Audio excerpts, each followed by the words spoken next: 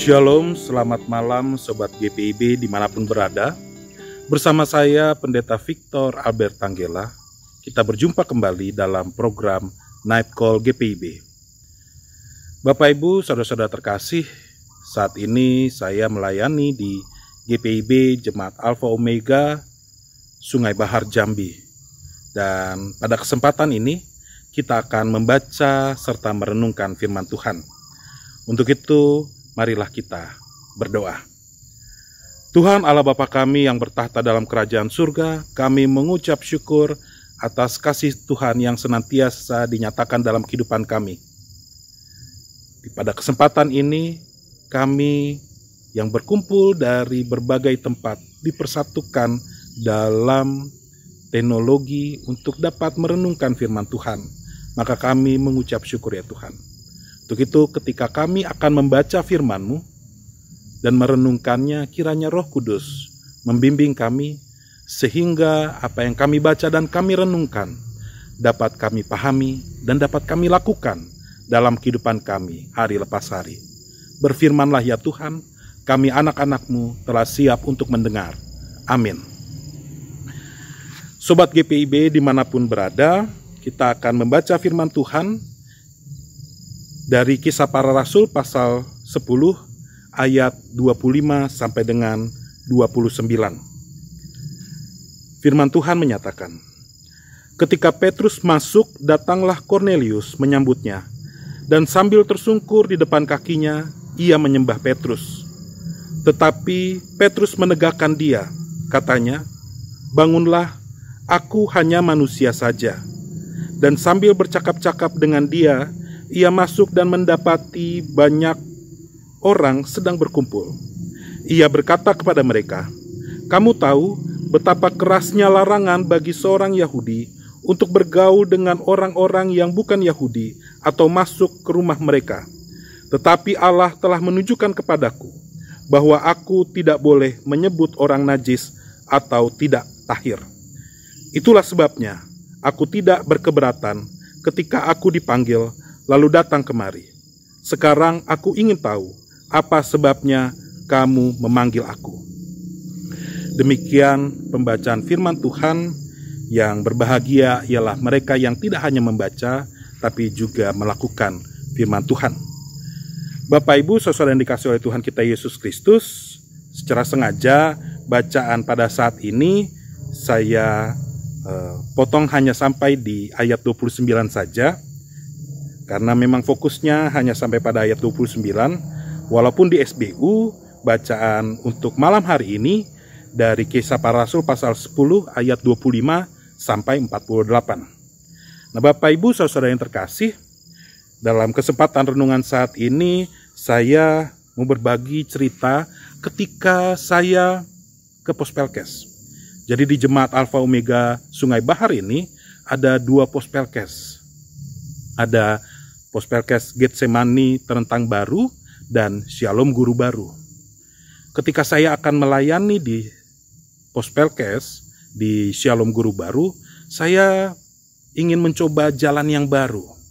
Kalau jalan biasanya itu lewat jalan aspal, tapi menempuh perjalanan kurang lebih sekitar 4-5 jam.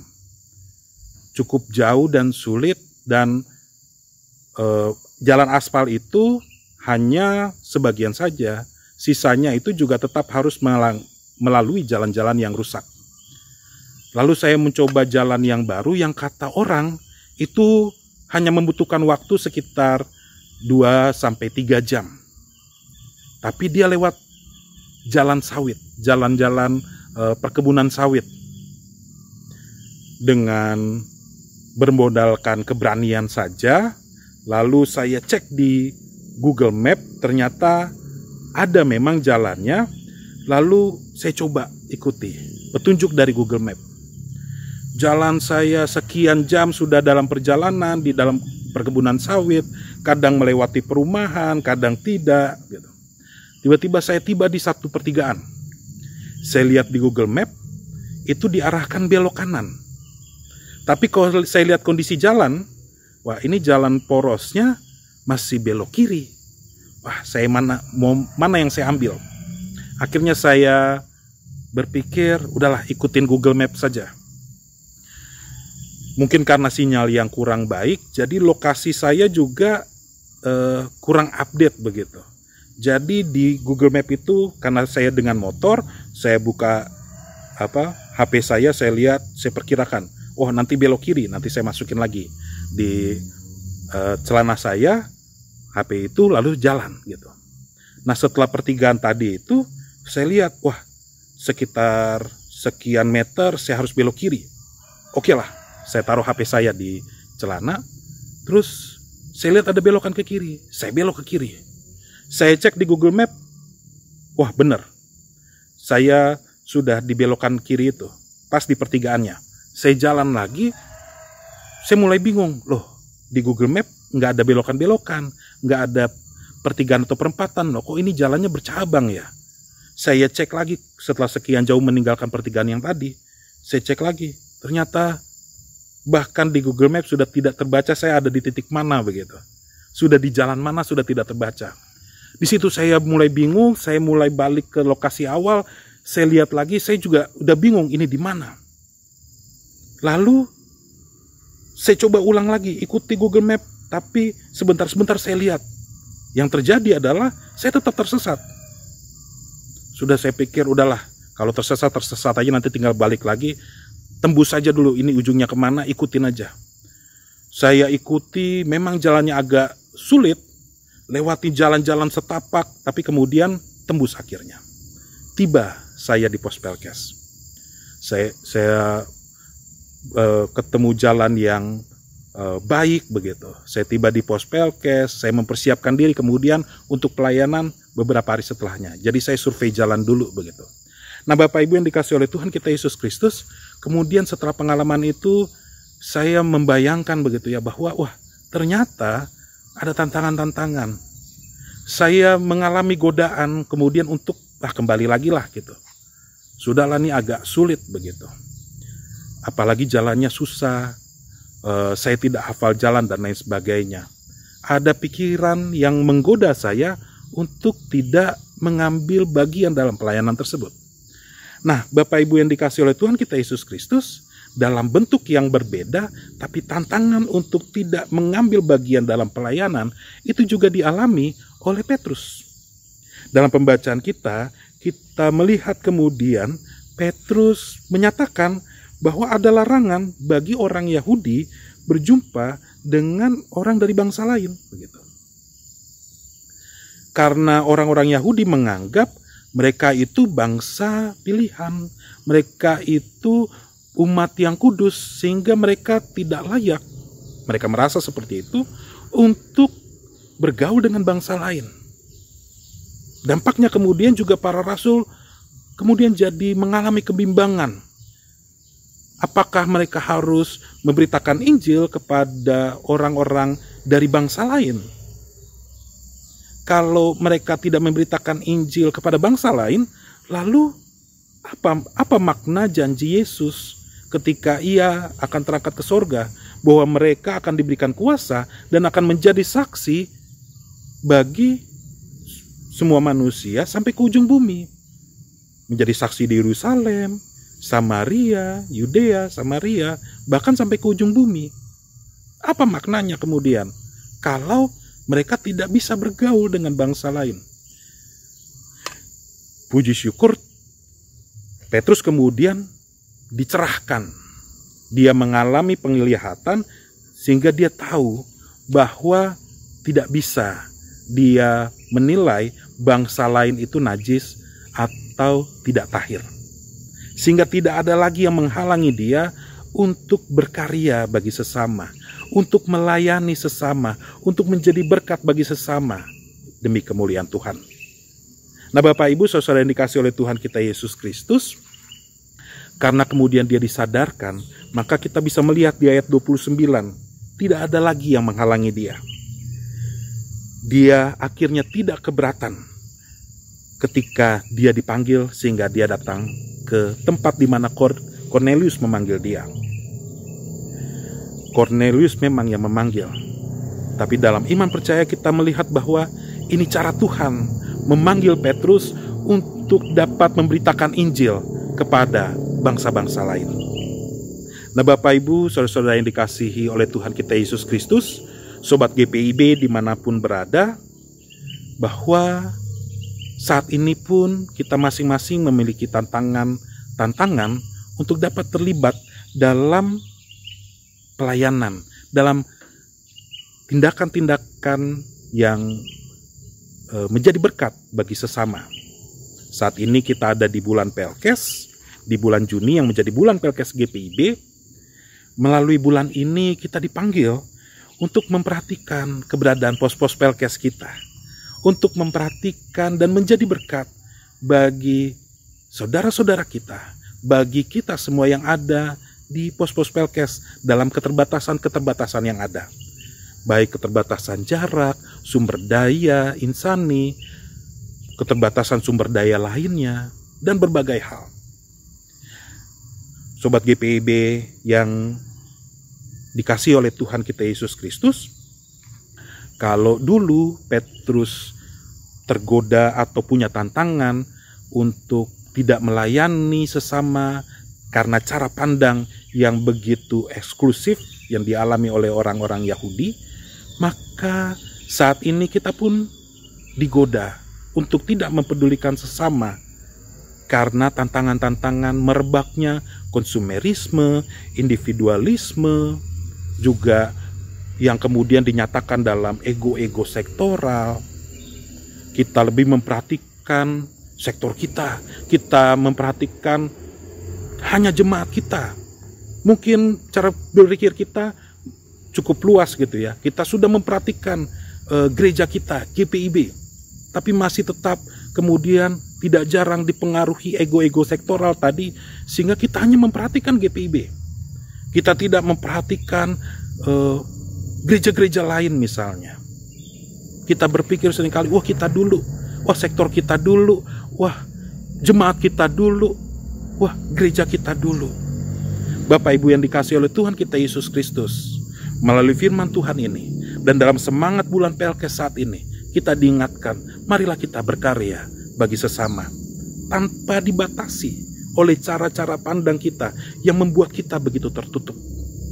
Bukalah pikiran kita, bukalah hati kita untuk berkarya bagi sesama, karena itulah kehendak Tuhan bagi kita.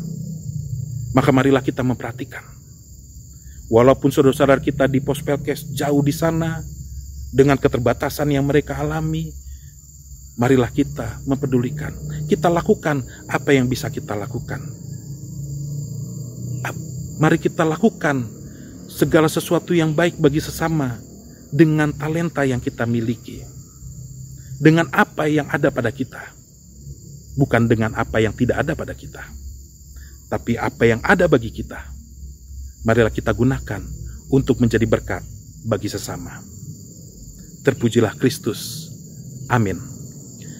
Sobat GPIB dimanapun berada, kita telah membaca dan merenungkan firman Tuhan, maka marilah kita berdoa.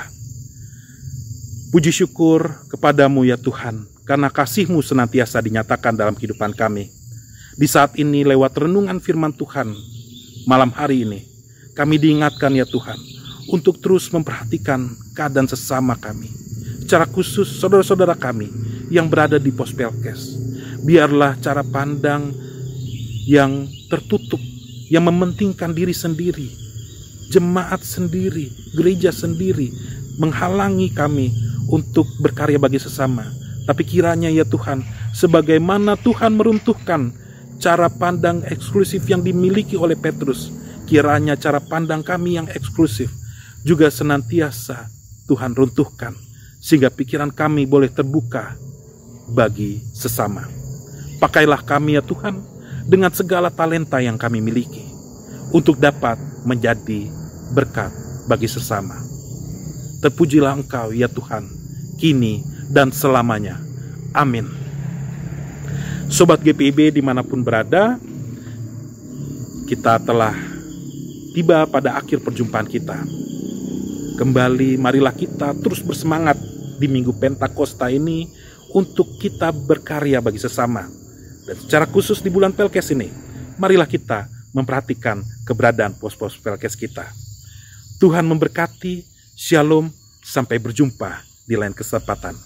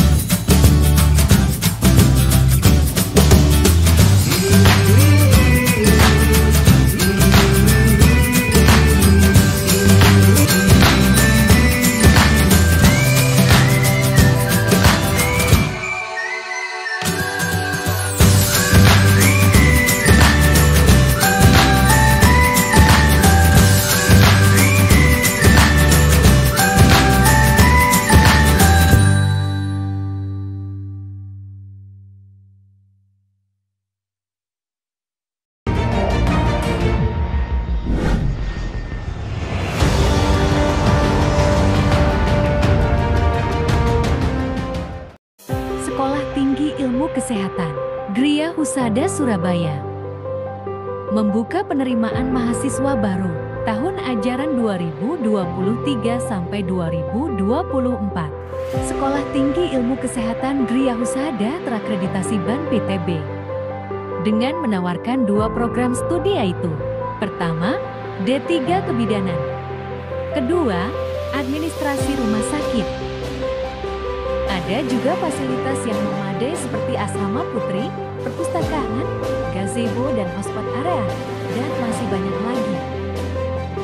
Pendaftaran gelombang pertama dibuka pada Desember 2022 sampai Februari 2023. Gelombang kedua dibuka pada Maret 2023 sampai Mei 2023.